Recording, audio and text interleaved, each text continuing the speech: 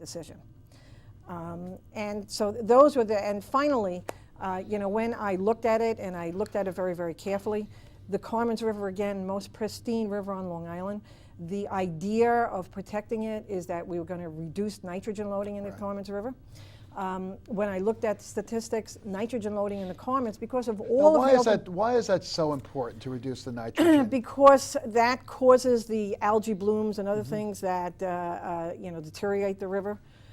That's, if you look at the forge, nitrogen loading in the forge is enormous. It's turned it into a trapped. It's almost like a swamp almost. I don't want to call it a swamp, but it reminds you of something you might see in Louisiana, where it's choked. Yes, and that's because vegetation. of all the high density developments and the duck farm. Right. It was a big contributor, unfortunately, to the nitrogen loading in the forge. Along the Carmans, you don't have that. You have large areas of open space. You have Cathedral Pines. You have South Haven, you have Wertheim, Wildlife Refuge, Warbler Woods, huge areas of preserved open space along the Carmans now. And because of that, the Carmans the nitrogen loading in the Carmans hasn't increased very greatly at all. When you looked at, we looked at from 1960 to 2007, I think it was, and it increased by 0.1%. Which is minute. Negligible. More comes from the atmosphere. Right. So, I'm looking at the methods they're using, which is extreme. They're taking people's property rights away, and the condition of the river, and the two just did not jive. So how do you strike the right balance? To get the preservation that everybody wants, to make sure that it is as pristine 20 years from now as it is today. Right. We are decoupling the Carmans River plan, and we're creating 3 different plans. The first, let's protect the Carmans River. So we're looking at acquisitions. We're looking at funneling $30 million into acquisitions along the river. We're looking at upzoning to 5 acres in the 0 to 5 contributing area.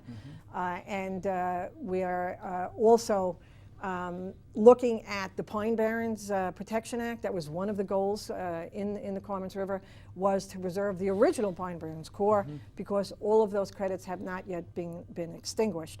So Steve Fury Rosenfeld is putting together a resolution that would require, whenever there's an increase in density or intensity, that Pine Barrens credits must be extinguished. And then I am looking at a mixed use code. I am currently working with our law department and planning department to develop a mixed use code where still we hear the voices of the communities, and yet we create those that mix of uses, those affordable housing areas that young people now we need to create to keep our young people on Long Island. So did this group, with the led by the supervisor and others, try to do too much? I think they tried to do too much in one. This was not. You're not going to solve global hunger. No. With this. With the Carmans River plan. Yes. So you want this to be more sharply focused. Sharply focused on Carmans River issues. Yes, and we really need to have an inclusive process. This was not an inclusive Well, process. that's why you have a council. That's right. Your job is We can't always agree. No, you know what? We certainly agree with the goals. You're not supposed to agree all the time. Yes. And there are a variety of ways to get to those goals. Okay, we'll be back in 90 seconds, so stay with us.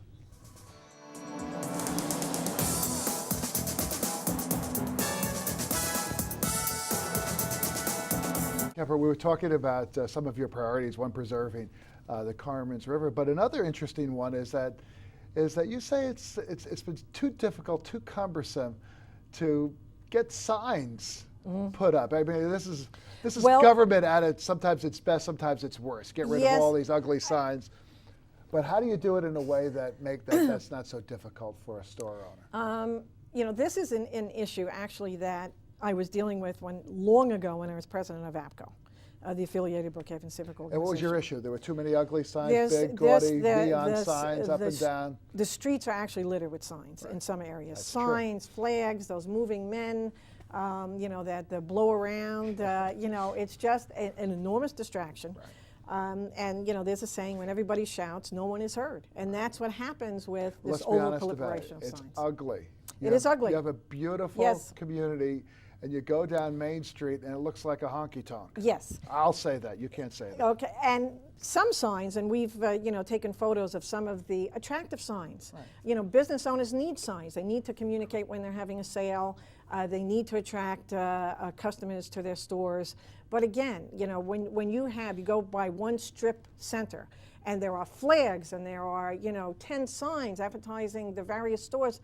I mean, it's just a uglification, really, if I can use that word, of the public realm. And so we're trying to get a hold of that. Our sign ordinance was unenforceable as it was. Why? Because there were conflicts in the code. It told sign owners to go to the Board of Zoning Appeals in one section and then to the town board in another. It didn't define the setbacks. Some of it was from curbside, others was from the property line. So we had to clean up all of those discrepancies in the code. We did that, and we also decreased the height of some signs, particularly in our J2, which is the commercial areas. And so the setbacks have been clarified, the height of signs are clarified, and now we can enforce the sign ordinance and get rid of those signs that were illegal all along. Right. But our law department was reticent to enforce because of the problems with our sign code. So has this law been adopted? Yes, it has. And has it been unanimously. And unanimously, that's remarkable in Yes. this day and age. Yes, it was remarkable. And it's now being implemented. Yes. So we're gonna see an improvement. Yes, and there's an amortization code clause in the sign Because ordinance. you can't force somebody to just spend $10,000 on a That's sign right. to rip So it we down the want next to day. allow them to get their economic value out of the sign. Okay, so they'll be able to phase that out over Yes. time. All right, let's talk about these brown bags that you want to ban. No, I want to ban the plastic bags. You want to, but no, you're right. You want to replace them with the brown bags. Yes, yes. Now we're not talking about the ones that you use when you go to your deli. We're talking No. about different types of plastic. But bags. I will say that I'm going to encourage folks to use recyclable bags or reusable bags. I have a whole host of them in my trunk that I use to go to the supermarket. I do too. So that's the best way to deal with that I type go to of bag. Costco. I bring my own bags. Okay, very good. This is for leaf pickup only. And so we are banning the use of plastic bags beginning in 2013, next year. And so that we can, we compost our leaves. And we have to take them out of the plastic bags in order to compost them. So that's going to reduce the cost for the town. It's going to reduce it by, I think it's $330,000 Is that right? Yeah. for the town. But are there paper substitutes? I mean, those plastic bags are pretty hardy. Yes. I mean, they take a beating. You see the ads. You could stretch them, pull them, poke them, and all that. There are paper substitutes. They're out there now. Actually, we were speaking to a homeowner that uses the paper bags now. He had them out in front of his curb. And so there are certainly viable substitutes now.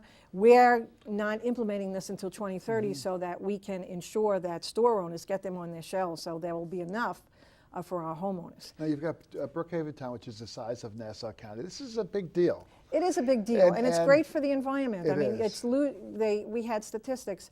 In the United States, they use 12 million barrels of oil producing plastic bags alone. So this will get rid of that, and 90% of the litter in the oceans are plastic bags. So, and animals choke on it. They confuse it with food sources. So this is really great for the environment. But also in terms of recycling. Yes. The fact of the matter is that these plastics do not biodegrade. They do not biodegrade. They don't, we know a paper bag, eventually it'll break up and degrade. Yeah. And become part of the compost. Yeah, it goes right area. into the shredding machines Right. with the leaves. So this will improve that and improve the quality of compost. Absolutely. All yes. right. Connie Kepert. All right. Keep up Thank the you, great Pat. job. Thank you. Thanks so much. Well, that's going to do it for this edition of our show. I'm Pat Halpin, once again helping you meet your leaders. We'll see you next time.